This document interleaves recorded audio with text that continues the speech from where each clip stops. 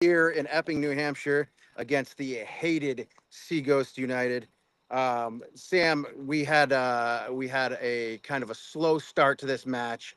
It was pretty hot here today, rounding out about 85 degrees. Pretty humid, and I think that the implications for the green um, were a little bit bigger than what Seacoast had. They came out kind of with a B squad, and I think the Green just kind of sat back and played a little bit. Um, and we're a little bit slow to start off the match. What do you think? Yeah, I was talking with Chris Taylor after the match and mentioned, it can be dangerous when a team doesn't really necessarily have anything to play for. They can kind of come out and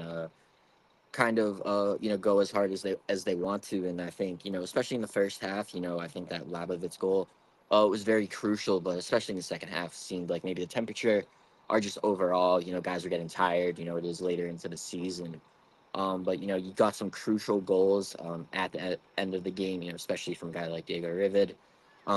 But I think overall, this team still needs to work on kind of being more clinical, whether it be up front, finishing out goals. You kind of got that with Diego's goal to make it a 3-1 game.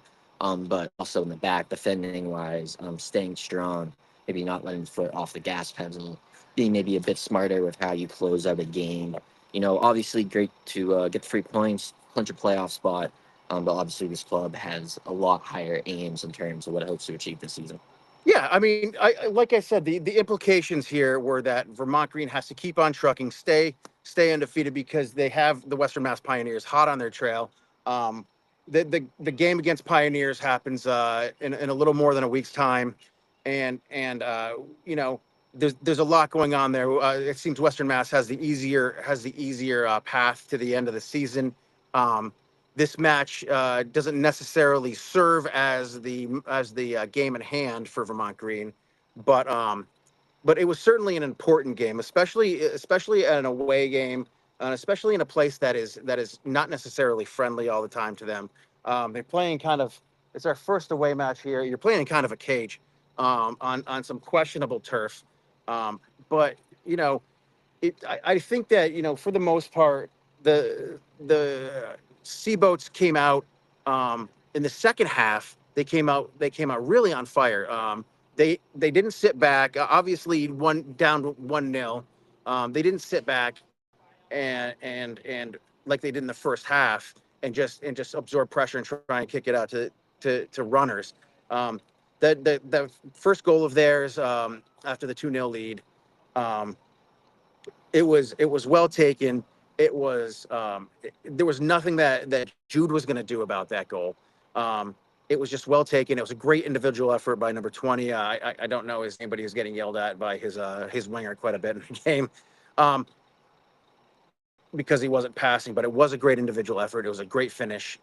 All credit to them. But on the other hand, we had that goal at the end of the game, up 3-1 in at time with about a minute and a half left. We give up that goal, and you know, for what it's worth, it seemed to me a little bit of like tired legs, maybe a little bit of lazy defending, um, and that can happen. That can happen in this kind of weather. We had a couple of water breaks. Lots of stuff going on here. Yeah, and it's like you said. I don't necessarily fault Jude on those goals. I mean, they were absolute rockets of shots and kind of came at the snap of the fingers, off the foot. Just seemed like all of a sudden, their Seaghost was kind of progressing the ball, and all of a sudden, they got the shot off. So it's hard to really be too harsh on Jude there. I think like you said, tired legs, defending, and just overall too, maybe thinking that the game is locked up and not going. Making sure that you see out the game. But there was multiple moments too when you look at just being able to finish. Sam McCann had a great chance. Just looked like just wasn't able to get the correct touch on it. Multiple kind of chances around the goal just weren't able to take advantage of. That's why it's so valuable to have a guy like Jacob Ladovitz, knows how to finish, very clinical. Even when he doesn't necessarily, Amazing holding up in the box. Like, yeah, yeah, he's good, even when strong. he doesn't necessarily get a great touch on it, he's still able to will it pass like on that second goal. Didn't get the best touch, but still was able to make sure that got in the back of the net. So, definitely valuable. You look at it, he's been a guy who's kind of been starting the last few matches, and it's like he could play a key role Yeah. down the road. So kudos to him. And it was great to see again guys like Sam McCann, Benny Prego, back up the lineup.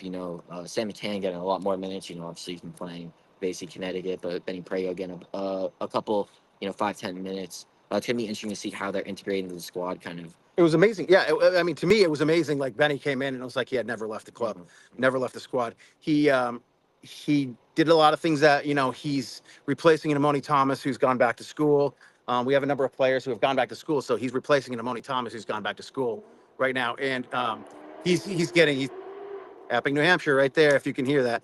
I almost had a rooster try to end its own life by crashing into my car at five So if minutes they're ago. calling this the Seacoast, I mean, this is the woods, man. We're gonna eat alive right now, so we're gonna make this real quick. But um, Benny Prego, great to see him. It was almost like he never left. His touches on the ball, his ball progression was outrageous. His smart play defensively, playing back to his keeper when he needed to, and moving the ball into the midfield, and recycling. I just think that like we knew what kind of service he could give this team, but I think it's even bigger than we might know coming up in a stretch run of this season. So it's going to be important to have guys like Sam out there who's fast, who can run at tired legs and make runs up the seam, and Benny Prego, who's a hell of a defender, but he's also a hell of a ball progressor and an um, amazing 1v1 specialist. He can cross the ball. He's like a Swiss Army knife. He can kind of do anything. Yeah, and also too, you have guys like Tati Vaughn was able to rest and not Yep. didn't have to come into this match. Julian Roberto Lou didn't have to come into this match, so it's nice to also rest those guys' legs, and also just continues to show the depth that this Vermont squad has. But I think looking ahead, whether it's off the bench, I think especially then Sam McAndrew will just be the run at those tired legs, and I think it could prove dividends. But even in the starting lineup, it would be great to see. So it's going to be interesting to see just how the team responds. The game against BlackRock. Yeah, BlackRock. Yeah, so going to be interesting to see how they respond. Big tough team. Tough team, but you're back at home. Obviously, you want to get the 3 points there, and hopefully, just continue to kind of build the momentum there. Yeah. Heading into the playoffs. Cool. So we're gonna end it right there, but because we got to get back on the road, back to Vermont and back to Massachusetts.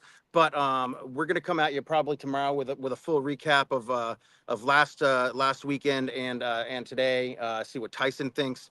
Sam might jump on with us again, Oh, I will. and we'll talk about it more. But until we see you guys the next time, up the green. Up the green.